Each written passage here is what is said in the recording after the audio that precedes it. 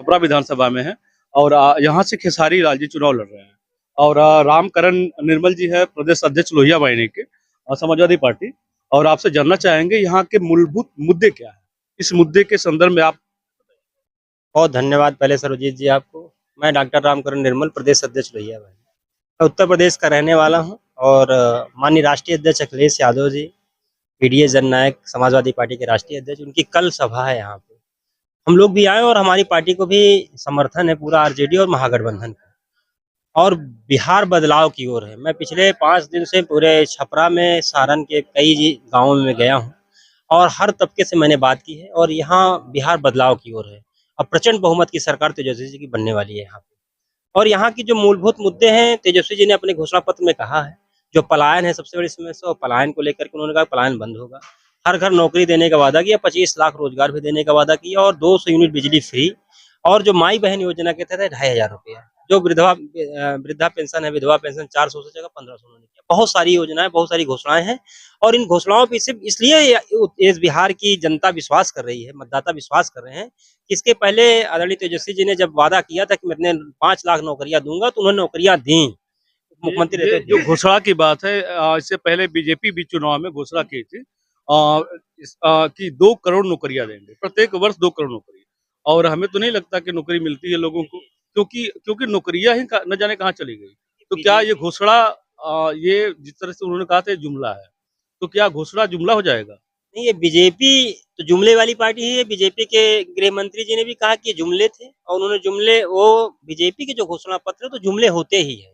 लेकिन जब भी, चाहे वो समाजवादी पार्टी हो, चाहे आरजेडी हो, चाहे महागठबंधन, जो घोषणा पत्र है कभी वो उन्होंने कहा है तो पूरा किया है। उन्होंने उप मुख्यमंत्री रहते हुए उन्होंने पूरा किया है। रोजगार आज जो जितना नौजवान उत्तर प्रदेश का, मैं देखा हूँ कि हजारों की संख्या में नौजवान बिहार में नौकरी करता है।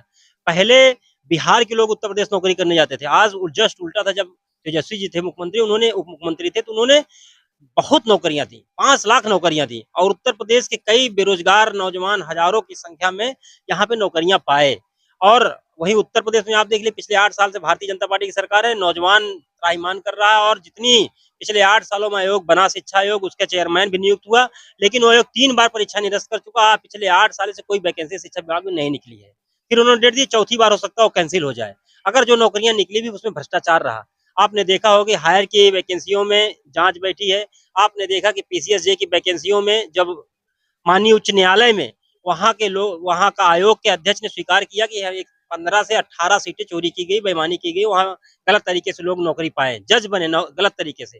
ये देश के इतिहास में और यूपी पीसीएस के इतिहास में पहली बार हुआ कि भारतीय जनता पार्टी की सरकार में बेईमानी यूपीपीएससी के रिजल्ट में संघ लोक उत्तर प्रदेश लोक सेवा आयोग की नौकरियां में बंदरबांट हुई, भ्रष्टाचार हुआ। तो इसलिए बिहार की आवाम जानते हैं, मतदाता जानते हैं कि बिहार में जिस तरह पिछले 20 सालों से कुशासन है, यहाँ पे बेरोजगारी है। अभी आप चले जाएं छपरा में, अभी आप वर्तमान में चले जाइए, पूरा आपको घुटने तक पानी मिलेगा, गंदगियों का अंबार लगा हुआ है, सीवर की समस्याएं हैं, ड्रेनेज समस्याएं रेगुलर नहीं है यहाँ पे। और यहाँ पे रोडों का आप खस्ता हाल आप देख लीजिए, गड्ढे हैं यहाँ पे और कहीं विकास आपको नजर नहीं आएगा। और ये जहाँ आज छपरा की जनता बदलाव, मतदाता बदलाव करने जा रहे हैं, वही पूरा बिहार बदलाव करने जा रहा है और पीडीए की और महागठबंधन की सरकार बनने जा रही है। आज सरकारों की नहीं, एक सवाल खड़ा होता है निजीकरण। ये निजीकरण किसी भी देश के लिए, किसी भी समय के लिए हमेशा तकलीफ दे रहा है, क्योंकि एक व्यक्ति अकेले पूरे बिजनेस पे अपना आधिपत्य जमा लेता है। अगर निजीकरण की व्यवस्था है तो, या आपकी सरकार जब बनती है, तो क्या इसी निजीकरण की व्यवस्था को आगे बढ़ाया जाएगा या फिर उसको वापस आम समाज के ही हाथों में दिया जाएगा? देखिए, मैं तेजस्वी जी ने जब नौकरियों का वादा किया, अभी बहुत सारे प्राइवेट पे और कॉन्ट्रैक्ट पे यहाँ लोग नौकरियां कर रहे थे, कई योजना, कई विभागों में कर रहे थे। उन्होंने, तेजस्वी ने उसको परमानेंट किया था, उनको फिर उन्होंने परमानेंट करने की बात कही है।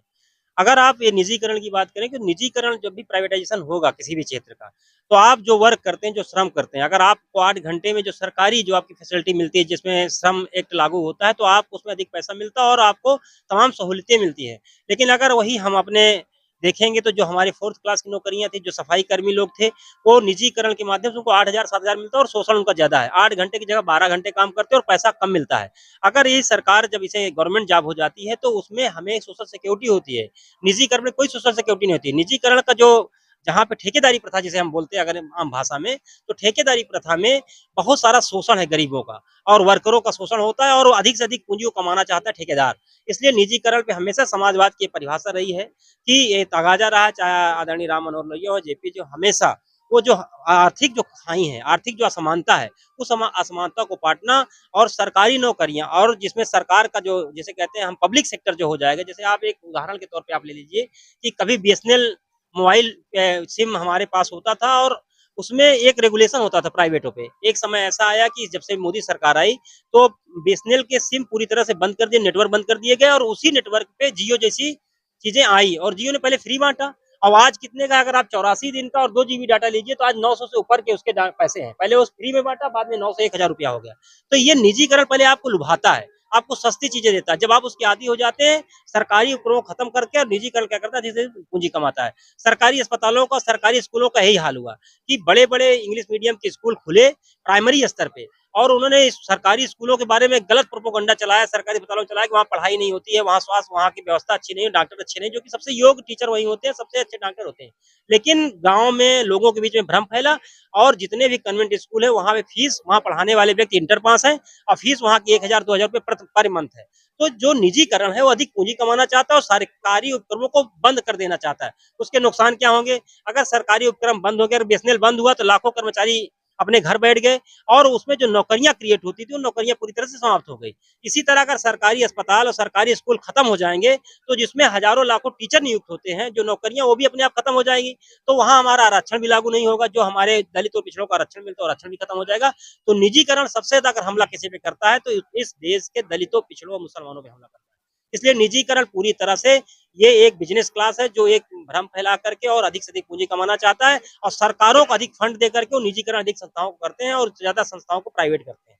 चाहे बंदरगाह हो, चाहे आप एयरपोर्ट देख लीजिए, जैसे सबसे सरकार आई है, सारे संस्थान बिके हैं। अगर मैं लखनऊ का उदाहरण रखूं तो आपने देखा होगा कभी वो शान अवध हुआ करता था प्लासियो माल, इतना खूबसूरत माल, उसको भी बेच दिया गया।